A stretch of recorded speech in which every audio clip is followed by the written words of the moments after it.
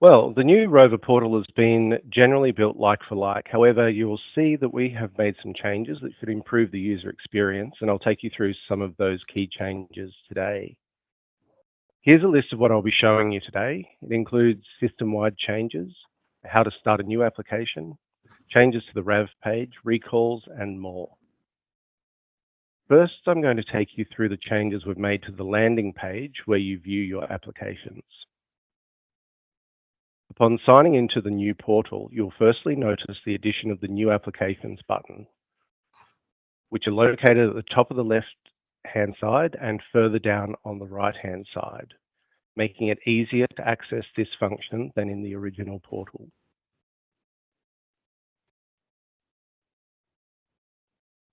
Located at the top right, there is also new buttons to create a vehicle safety and non-compliance report or to notify of an error on the specialist and enthusiast vehicles register.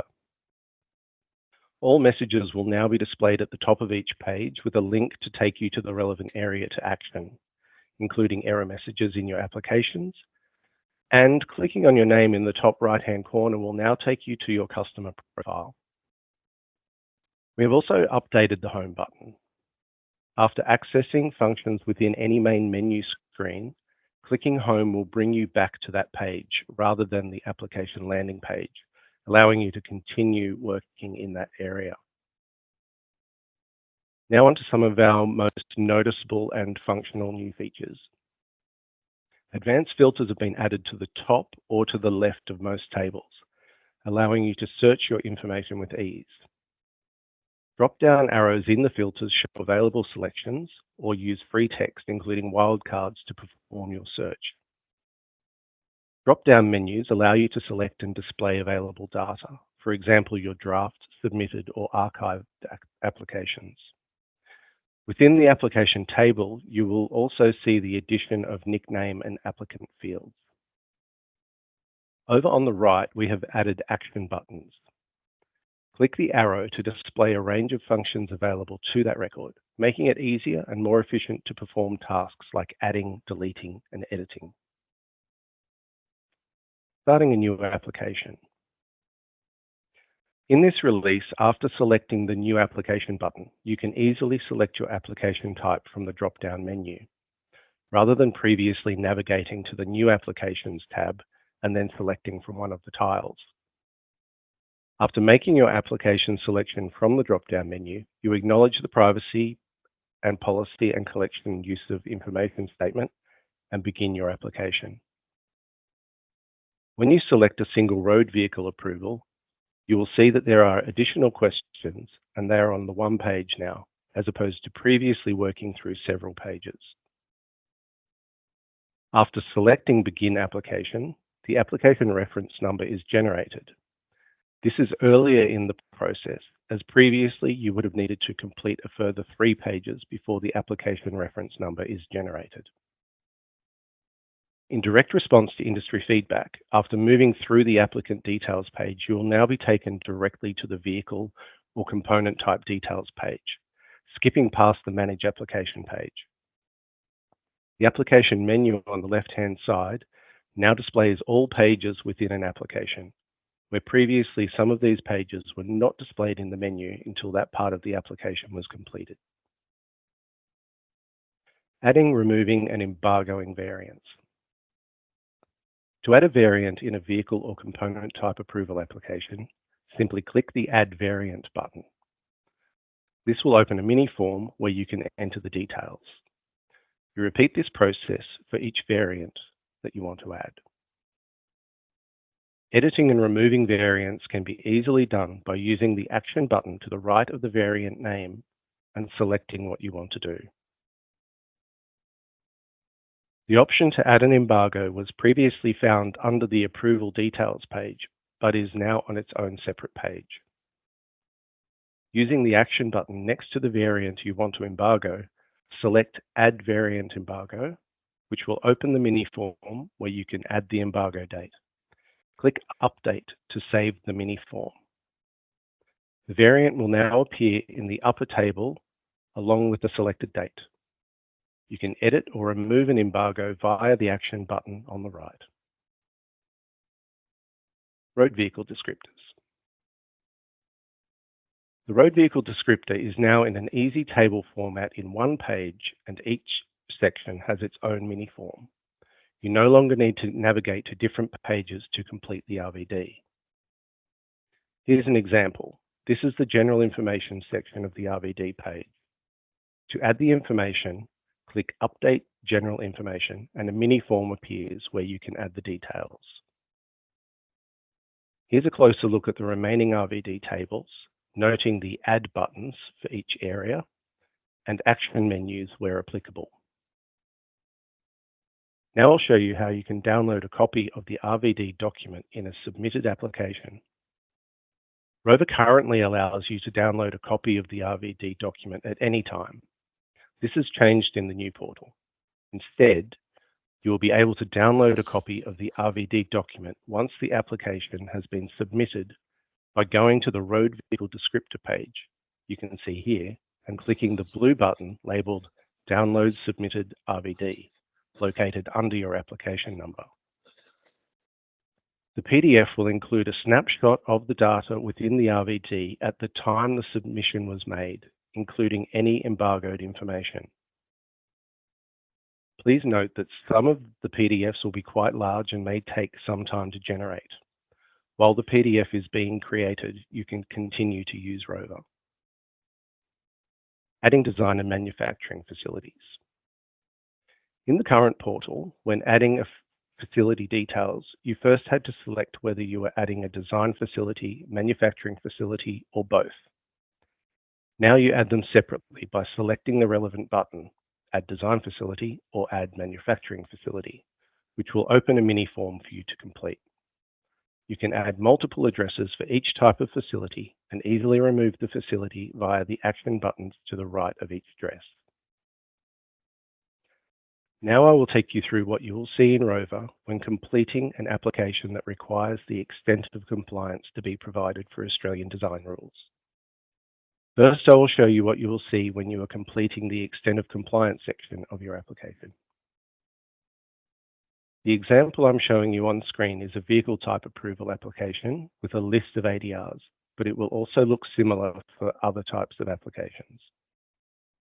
When selecting the extent of compliance for each ADR, you can now set all of them to full compliance with one click by clicking the blue Set Remaining to Full Compliance button. This should save you a lot of time.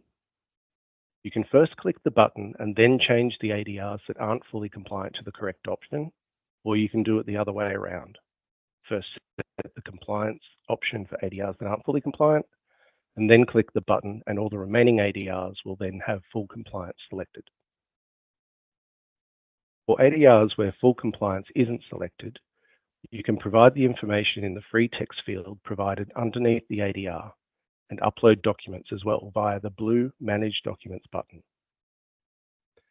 Now I'll show you the Model Report Standards Extent of Compliance page.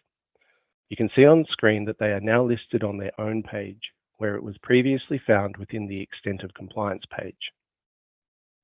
And the same with the Model Report Standards Compliance Information page, which is now separate to the Compliance Information page. Next, I'll show you what the Compliance Information page looks like. In the current ROVER portal, there are two types of compliance information forms, generic and complex. ADR 3805 trailer brake systems and ADR 6202 mechanical connections between vehicles are examples of complex CI forms, whereas ADR 0201 side door latches and hinges and ADR 10 steering column are examples of generic CI forms. In the rebuilt ROVER portal, all compliance information forms are generic. I'm using a vehicle type approval application as an example of what a generic CI form will look like. When you click the Complete Compliance Information button, a mini form will appear. The new generic compliance information form now includes all the fields you need to complete in one form and has the same fields as in the current generic form with a couple of changes. In response to industry feedback, when you add a UN approval number, which you can see on the screen here, you now have a free text field only, whereas Previously, a predetermined format was required. Click on the blue Add UN Approval button to open the mini form, add the number, and then click Add. Once you have added the UN approval, you should see it in the form at the bottom. There are action buttons to the right of the listed UN approval, which will allow you to easily edit or remove it. The other change is that you can now add multiple component type approval numbers to a compliance information form. Click the Add Approval button, then enter the approval number and click Validate. You will receive a confirmation message just below the Validate button in the green box you can see on the screen here. Scroll down on the form and click the Add button.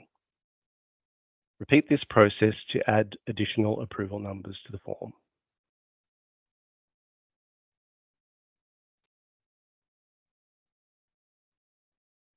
Downloading a CI form will work differently in the rebuilt ROVER portal.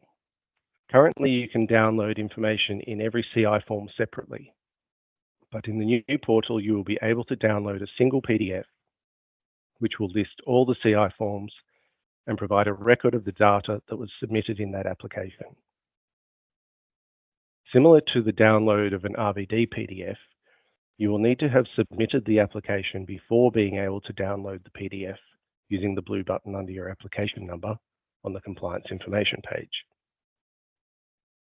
Some CI form PDFs will be quite large and may take some time to generate when you hit the submit application, but you can continue to use ROVER while this happens. The Download Submitted Compliance Information button will not appear on the compliance information page until the file has been fully generated. Model Report Vehicle Scope, Work Instructions and Verification Checklist pages.